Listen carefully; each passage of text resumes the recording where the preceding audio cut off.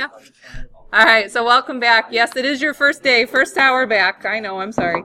But we are going to be doing, the good news is today, it's all review, which I know you get scared when a math teacher says it's all review, but it's the truth.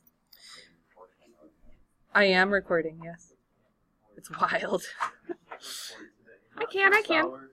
Every hour. I'm going to record every hour, see which one's the best. Here we go. So we are, we're going to review the first topic here about converting between degrees and radians. So some of you who just are fresh out of Trig probably have a very good memory of how to convert from degrees to radians. So, if you go from degrees to radians, does anybody remember what you multiply by to change to radians? So radians is the thing that has weird pi in it. So you want to retrieve a pi, basically, in your conversion. So you multiply by pi over 180. And when we explore the unit circle again in a couple days, we're going to remember that 180 degrees is equivalent to pi radians, and that's why that conversion works. So if I'm doing the opposite, if I have to take a radian measure and go back and convert it to degrees, this time I'd want to cancel out the pi's and be left with degrees. So that means you're going to multiply by 180 over pi. And I should be putting a degree sign on that 180. My bad. All right. So I think there's some examples coming up here where we can do that. So like here on number 2, and I'm trying to get through a lot of material here, so I'm going to probably skip around a bit on the notes. But if you want another example, just flag me down and we'll try another example. So here, for instance, number 2, you're going to convert from degrees to radians. So our conversion that we just wrote down says to multiply by what? Pi over 180. So what I think might help some kids from, what might prevent a mistake that happens a lot, is if you write it as a fraction, 375 pi over 180, and then you think, self, I need to reduce this fraction. And since, yes, it is the first day after break, and none of you would want to reduce that fraction in your head, you're just going to math enter that on your calculator. And what fraction is that equivalent to? I got 25 over 12. Okay. Oh yeah, that too. All right, so this is like 25 over 12 is the coefficient, but remember there's still a terms of pi here on the fraction. So a lot of you would write that as 25 pi over 12. Technically you could write, whoa, not that, 25 twelfths pi. Just make sure the pi is not in the denominator. That would, whoops, that was not supposed to look in the denominator. Like if it's multiplied by the fraction, it's fine. Just don't put the pi in the denominator. What? Okay. So I'm going to skip number 3 if you're okay with that. The only difference is number 3 is a negative angle, so it comes out to a negative radian measure. Whoop-de-doo. Oh, and I should label this technically. This is radians. Radians. Yeah, don't type the pi on your calculator. Yeah. All right, so let's look at number 4. This is the other way to convert. So this time we have radians, and we're going to convert to degrees. So what we wrote down on our paper earlier said to multiply by 180 divided by pi. And the reason this works is that the pi's cross cancel. So remember, in a fraction, as long as something is in the numerator and denominator, that term could cancel out or reduce. So the pi's are going to cancel. Right now you have 180 divided by 3, better known as 60 degrees. Very good. Good deal, good deal. And again, the next one's very similar, except the angle comes out negative because it started out negative. Whoop-de-doo. We'll explore more at the unit circle and angle measure on Wednesday's lesson. So, coterminal. Let's start with that vocab word. Coterminal means that the terminal side of the angle, the ray where it ends, is going to land in the same spot. So like angles that are equivalent to each other if you were to draw them on the unit circle. So let's just write down a formula, guys. So the coterminal angle is found by, if you take the angle measured in degrees, and then you could either add or subtract groups of 360 degrees. Because what's 360 degrees if you think about rotation? A complete circle. So you'll land back in the same spot. So then for radians, anyone remember what a complete revolution is in radians? 2 pi. Very good. So the radians are a little tricksy because you get fractions, but you guys have graphing calculators that can easily convert decimals to fractions, so I don't really feel too bad for you. Sometimes you'll see a K slapped on to the end of this. K meaning any integer. So like you could do 1 revolution, 2 revolutions, 3 revolutions, 4 revolutions, but it has to be a complete revolution, so that's why I said the word integer. So let's take a look at some examples here on let's try number 7. It says find one positive and one negative coterminal angle. So 36 degrees. So we're going to be adding and subtracting a rotation measured in degrees, so 360. So to create a positive coterminal, you would have to add a rotation. And then to create a negative coterminal, you'd have to subtract a rotation. Now, notice the order. It's the original angle measure and then minus a rotation after it. That's going to become important soon. So, yeah, it's a Monday after a really long break, so I'm going to need a little calculator assistance. 396, okay. And then 36 minus 360, negative 324 degrees. Now, are those the only two acceptable answers? No, because you guys could have gone crazy and done extra rotations, and you'd still be equivalent to they're coterminal to each other. So just do your teacher a favor. If this was a test question, don't be a weirdo and add like 17 rotations. Don't do it. Because I get really angry when you do. No, I don't get angry. But it's annoying. No one likes a mad grader. All right, so here, number 8. I am not going to skip number 8 this time, actually, because I think it's important to talk about. If I need a positive coterminal, I'm going to need to add a rotation. But, guys, what's the problem here? It's still going to be negative. So you're going to have to add another rotation. Or those of you who are familiar with rotations, you just added 720 to that. That's fine. What is that, by the way? I don't have it written down, so. She's going to tell me. Stinker. So excited to be back and doing trig. 315. All right. So 315 degrees. And then for a negative coterminal, again, we try not to make our teacher angry, so just subtract one rotation for me.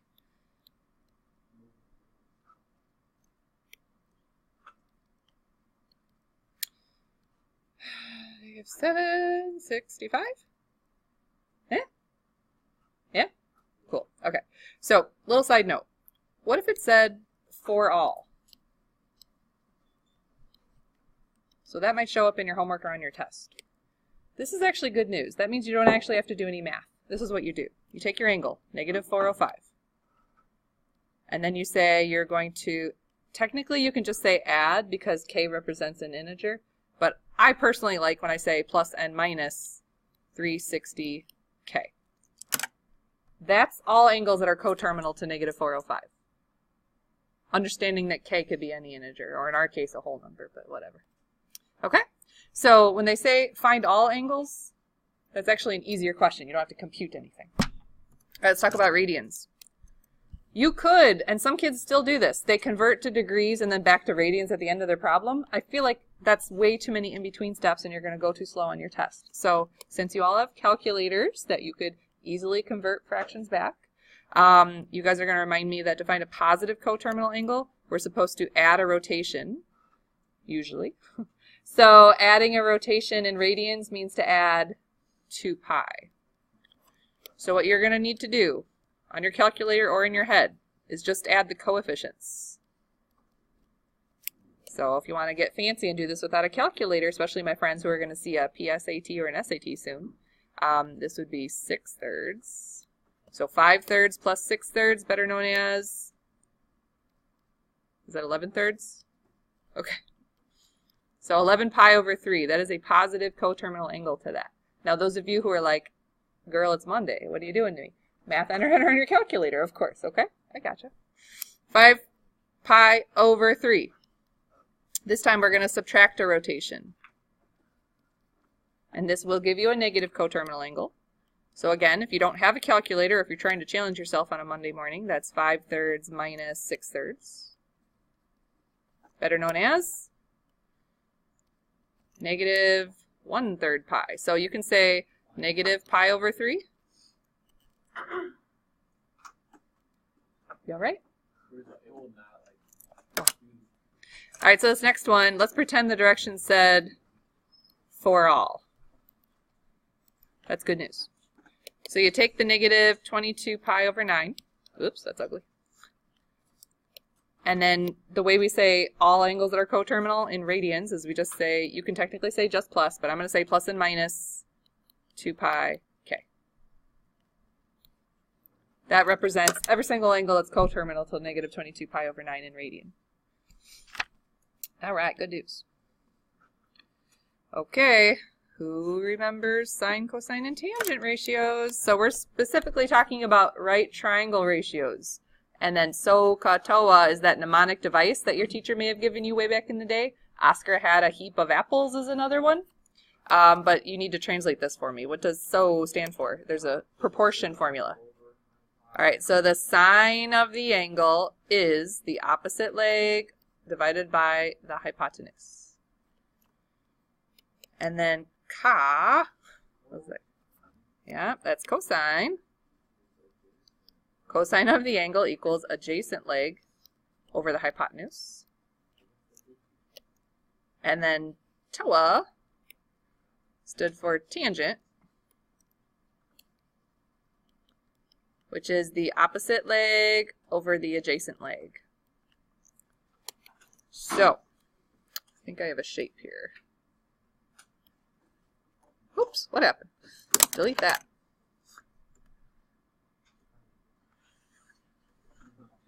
Okay. Trying to draw a triangle. You see how that went. Where are we at? Shape. That's what I wanted. Triangle. Oh, what the happened? Oh, jeepers creepers. It doesn't want us to learn. Okay. So, no, this is a great recording. This is quality. This is why I have dozens and dozens of viewers. Tens of tens, maybe. All right, so the angle that they're referring to is one of what we call the remote angles. They're not referring to the right angle, but it's one of the remote angles. It doesn't matter which one. But, oops, I need a pen. I need a pen. Just a moment, children. I have a new Smart. Can you tell it's different? I don't know how to use it yet. So we're exploring. Anybody see anything that looks like a pen? Whatever. I'll figure it out. Okay, there we go. So let's, like I said, let's pretend that's our angle. Sometimes in trig we call it theta. When we're big kids we call it theta. Little kids call it x. The point is it's a variable, it's unknown. So theta, remember I'm referring to that guy. It's a Greek letter. You can use x if you'd like. But in that specific triangle, who's the hypotenuse? The longest leg, the one that's directly across from the 90-degree angle. Through definition. Okay, so if this is the angle of reference that we are talking about, this guy down here, how do I know which leg is adjacent and which one's opposite? Yes, the definition of adjacent is next to, but not the hypotenuse. So that's this dude. And then this must be the opposite leg because it is completely opposite, remotely, from that angle that we're referring to. Now if I change the angle and say theta is actually this angle, what's going to change? The opposite and the adjacent legs are going to flip-flop. So you got to be careful about where you're putting your angle. And this becomes incredibly important when you guys do application problems, which we will be doing. So here we're going to be finding the measure of the angle, but first we're going to set up a trig ratio. So the angle that they're referring to is this theta right here. So you guys have a hypotenuse clue and you have an adjacent clue. So what trig function should we use if you have adjacent and hypotenuse? Cosine. So you're going to set up cosine of the angle equals adjacent over hypotenuse. So, ladies and gentlemen, you have a proportion, which sometimes you cross-multiply them, but look carefully. Your variable is trapped inside of a cosine function. So in math, if you have to undo a function, that means you have to use an inverse function. Who is the inverse function to cosine? Inverse cosine, which is second cosine. So technically what you're doing is you're applying an inverse cosine. And I know none of you write this out on your normal homework, and we'll get to that. So you're applying an inverse cosine to both sides of your equation. What mode is your calculator in? Should be in degree mode. I mean, it doesn't technically say, so if you gave me a radian answer, I just would need you to label it as such, but the angle in degree is Is it 56.3? Okay. I want everybody typing that and making sure that you are getting 56.3 if it rounds up to that. When you do inverse cosine of the ratio 2 over 3.6. Now, I know when you guys get like 100 of these problems over the course of a few weeks and you're like, Abruzzo, I know it's cosine. I know I'm supposed to do inverse cosine of this. I understand. I understand that maybe you don't show all your work, but I need something written down. So even if all you write down for me is what you typed in your calculator, that would be good. But here's what I find. Kids at the pre-calc level still mess this up. It's not hard to mess up. Like if you do the ratio backwards, are you going to get the right answer? No. If you use sine instead of cosine, are you going to get the right answer? No. How are you going to stop from making those mistakes? Well, you're going to draw your picture and you're going to set it up. That's how you're going to not make those mistakes. All right, so let's look at number 13 here. This time your angle that we're referring to is down here. We have the adjacent leg. And then what would you call 9? It is opposite. Yes, it is opposite of the angle, not the hypotenuse. So since you have opposite and adjacent, what trig ratio should we set up? Tangent would be brilliant. So tangent of theta is opposite leg over adjacent leg. So on your calculator, we're trying to undo the tangent function, so we're going to be using the inverse tangent. See, it's not too bad to start off with trig the first day back. You guys totally remember this, right? What'd you get for inverse tangent of 9 over 3.7?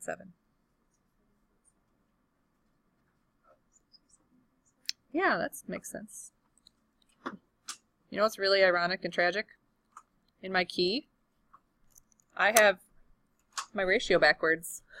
Didn't I just lecture you about not doing your ratio backwards? Oh man, I'm terrible. Teachers even do this backwards. Oh, I quit. You know, it wouldn't be an Abruzzo lesson unless I messed up, so.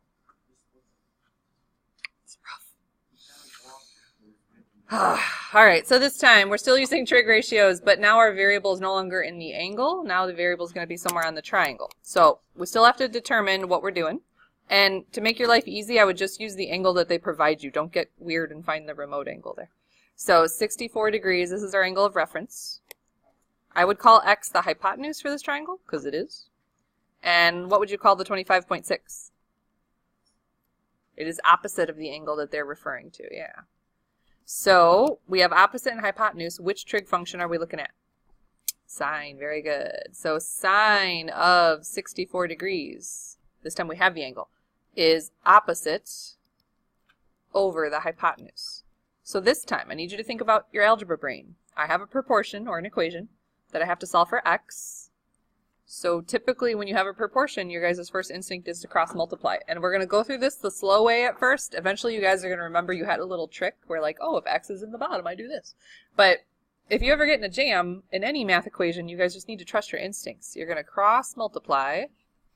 So x times the sine of 64 equals 25.6.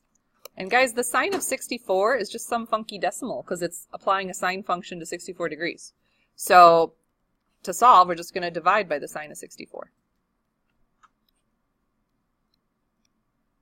Now in your calculator, I believe it automatically pulls up a parenthesis for the sine function. In this case, it doesn't matter if you remembered to close it or not, but for good habit, you might want to just get in the habit of always closing that sine function when you need to, or cosine or tangent. And how big is the leg here? I heard it, I'm just ignoring you. What's the answer? 28.5, thank you. Yeah? Okay. I'm not ignoring you. I'm just, like, deaf. I don't know what happened to me. I have fluid, like, all the way through my ear canal, I swear. It's like I'm underwater right now, like your fish. I don't know who took that fish, by the way. All right, let's see here. Let's move along. Let's do number 16. So this time the angle is 60 degrees down here in this corner, and we have, let's see, this is the adjacent leg, and then this is the hypotenuse. So with those clues, we should be using which function? Cosine. So cosine of your angle, 60, is adjacent over hypotenuse. So maybe you've already figured out what you're supposed to do in this proportion, but if you forgot, just remember your cross multiply. So cosine of 60 times 17, the order doesn't really matter, but I like to put the leg in front of the cosine function because that way if I do forget to close the parenthesis, it's not going to give me the wrong answer. That's usually where kids mess up here, is they do cosine 60 times 17 without closing the function. Either way, when you do it properly, you get 8.5, I believe. Can someone check that? Awesome. And yes, that was all completely review. We know that. All right, moving along. A couple reciprocal functions we got to talk about. Do you remember that there's 3 additional functions you had to learn in Trig? Now, my kids who are coming from Honors Algebra 2, you had a brief Trig experience. And I know I keep saying things like, remember when? And then you're like, I really don't. I think the more we do them, you probably will. People who just came out of Trig, this is one of the few times in our course of PreCalc where you're like, oh my gosh, I have a better background than the Honors Algebra 2 kids. Because you do. You just had a full Trig course. So, yes, he does. So, sine is a reciprocal function to cosecant. Cosine is a reciprocal function to secant. And tangent, this is not on your paper. You just need to write it down, my goodness. Tangent is a reciprocal function to cotangent. Now, reciprocal and cofunctions are 2 different things, technically. They're related, kind of, but we'll talk about that later. For now, you just need to write down that sine and cosecant are reciprocal. Somehow indicate that on your paper. Same thing with cosine and secant, tangent, cotangent. All right, so here what I need from you, and this is kind of like a test prep question. It's a really easy one, as long as you remember the formulas. It says, find the value for the trig function. They're looking for a ratio in this question. They don't actually want you to do anything with your calculator. So the cotangent of theta. Well, if cotangent is reciprocal to tangent, and y'all got tangent memorized because you got that SOHCAHTOA thing in your head, instead of opposite over adjacent, we have to remember that cotangent's the flip of that, reciprocal, so adjacent over opposite. So if you stand at theta, the adjacent leg, oh, womp womp. You don't have it. But that's okay, because your friend Pythagoras is going to help you out. How you find that missing leg? Oh, Pythagorean theorem, right? So you're going to set up a squared plus 6 squared has to equal 10 squared. Remember, Pythagorean theorem is leg squared plus leg squared equals hypotenuse squared. So when you solve, let's see, 136, 64, for A, you find out that A is 8. Now, did anyone recognize that that was a very special triangle? Has anyone heard of the 3, 4, 5 triangle? Okay, so that's called a Pythagorean triple. This is a 3, 4, 5 that's been doubled. So like this is 3 doubled, this would be 4 doubled, this is 5 doubled. So my math team kids in particular they're like forced to learn all those Pythagorean triples because they show up a lot in those tests. And they're just a shortcut. So 3, 4, 5 is a very common one. 5, 12, 13. There's a bunch of them. We'll talk about them later.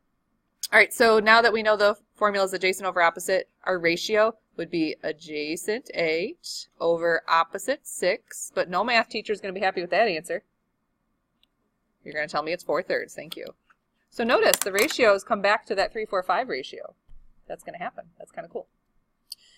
I use the word cool very loosely today. It's not as cool as I would like to think. All right, let's take a look at, man, these are all really boring. Let's take a look at something that's not boring. 24. I like 24. All right, so here, they don't draw you a triangle. They don't really give you anything but words. So it says the cotangent of theta is square root of 11 over 5. So cotangent is reciprocal of tangent, which means that this is the adjacent side is square root of 11, or at least it reduces to that. And then the opposite side is 5. And that's just from the cotangent formula. So what you need to do now is draw yourself a right triangle. Could look like anything. It does not matter. And then I'm going to call this angle down here theta. But again, you can move to the other angle if you'd like, but your picture is going to look a little different. So if that's my angle of reference, that means my adjacent leg was square root of 11. And then the opposite leg is a 5. And they want secant. So secant is whose reciprocal function? He's like cosine, but upside down.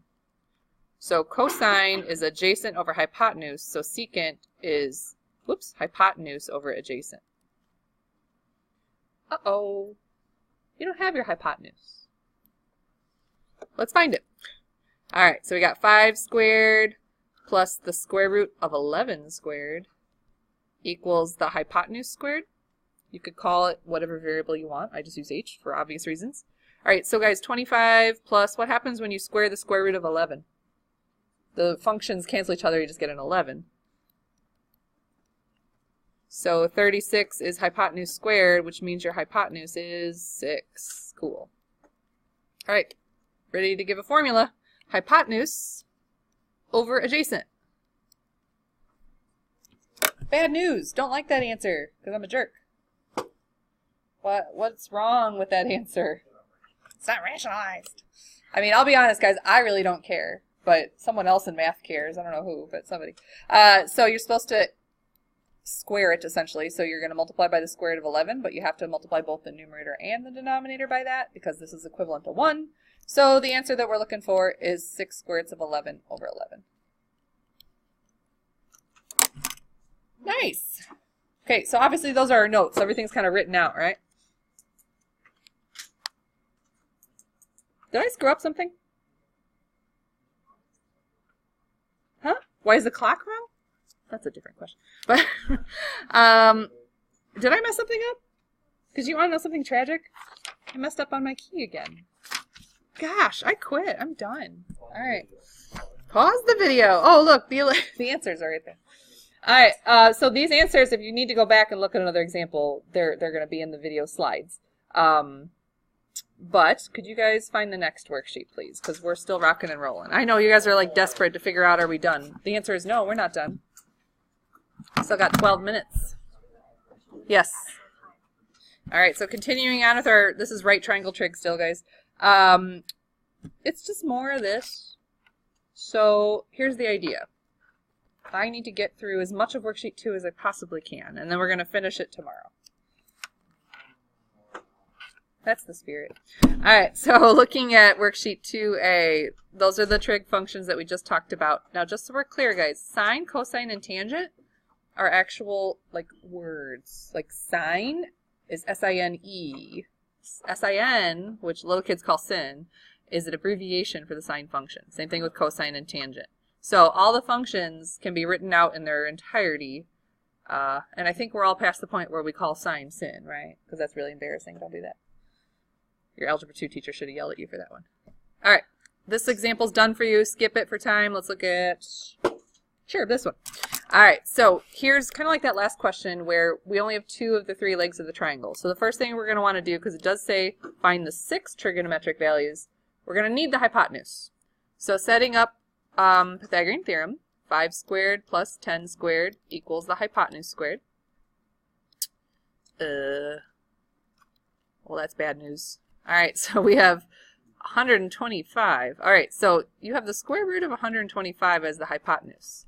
No pre-calc teacher, myself included, is going to be happy if you tell me something is the square root of 125 and leave it like that. You got to reduce that. So 125 is divisible by 25. Isn't it 25 times 5? Okay. So the hypotenuse is 5 times the square root of 5. So I'm going to go ahead and apply that to my picture.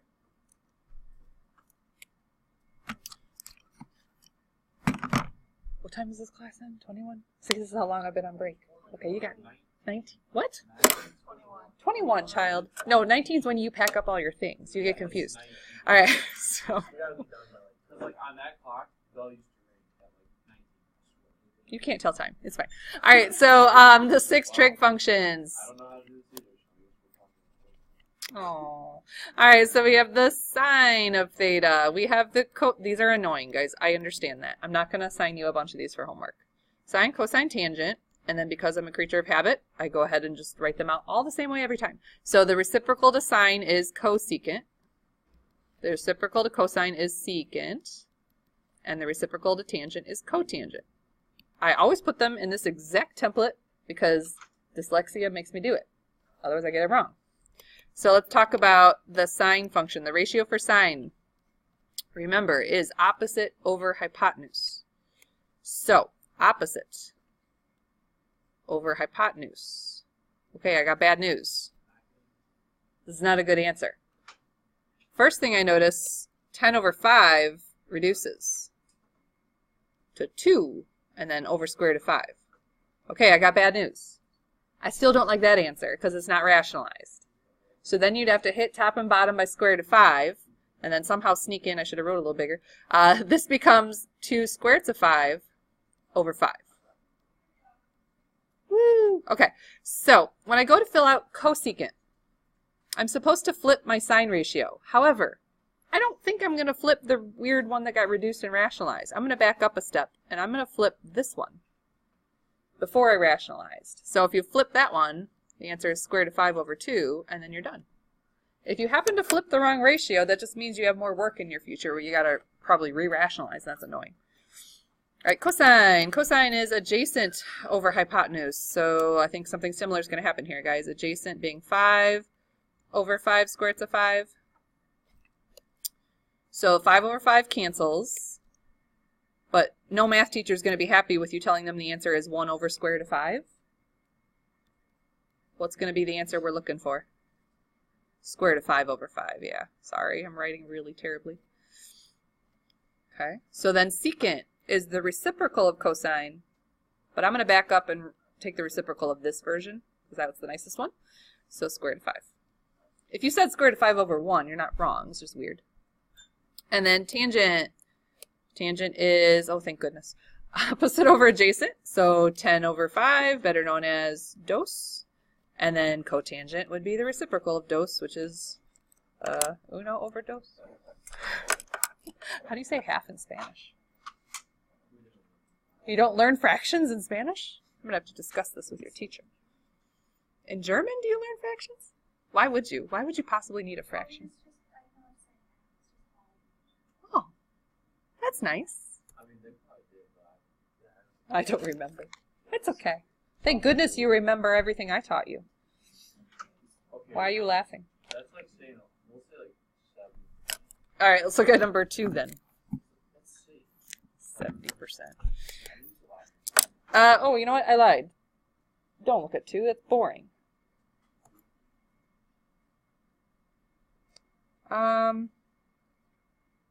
Oh, James, look. Pythagorean identities. They're here.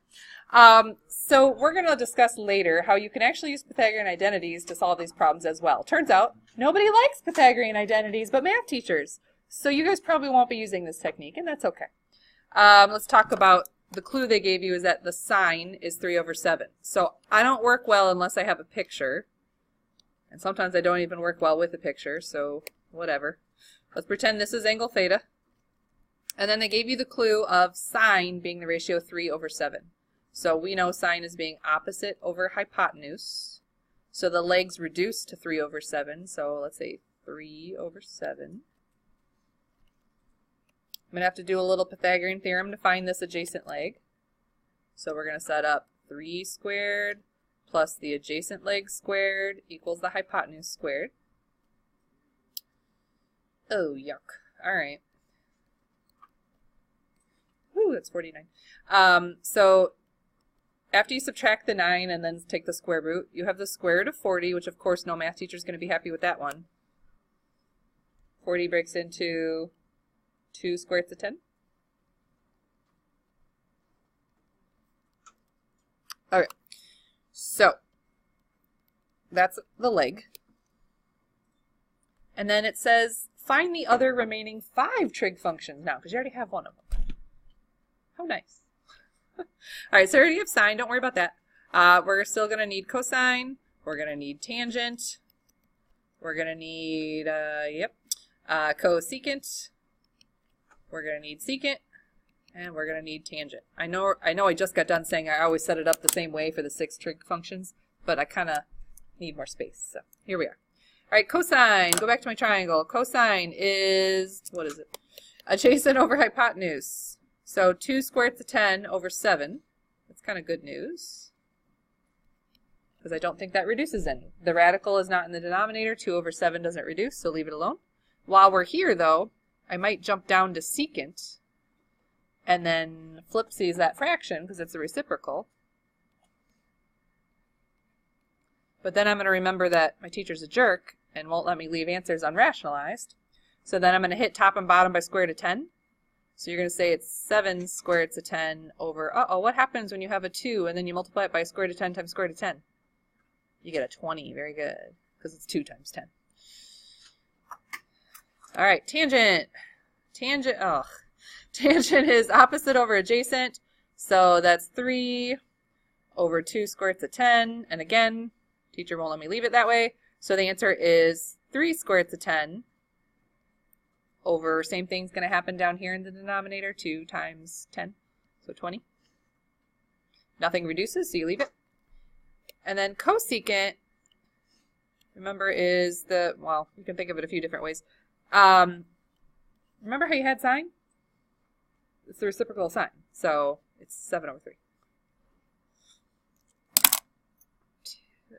Cotangent, oh, look what I wrote down. What a dork. What did I mean to write down here? Cotangent was the reciprocal of our tangent. Now I'm going to take this version of tangent and flip that one. So 2 square roots of 10 over 3. Ta-da! All right, so you have, and we have shrunk this to as little as possible, guys. You have 3 things that are assigned to you. You're going to have to kind of hold off on the story problems for now, maybe just stick to the things that are not story problems. Or if you remember, then go ahead and start. But we do have a little bit of worksheet 2 to finish tomorrow. So worksheet on your assignment list 3 and 4, and then the page 227. I gave everybody a bookwork copy. Now here's why doing your review, your homework is so important, guys. Besides, it's important always. We are no longer going to be giving you reviews that look like your tests. You are going to be getting a review that says, basically, it's your homework problem, so do your homework.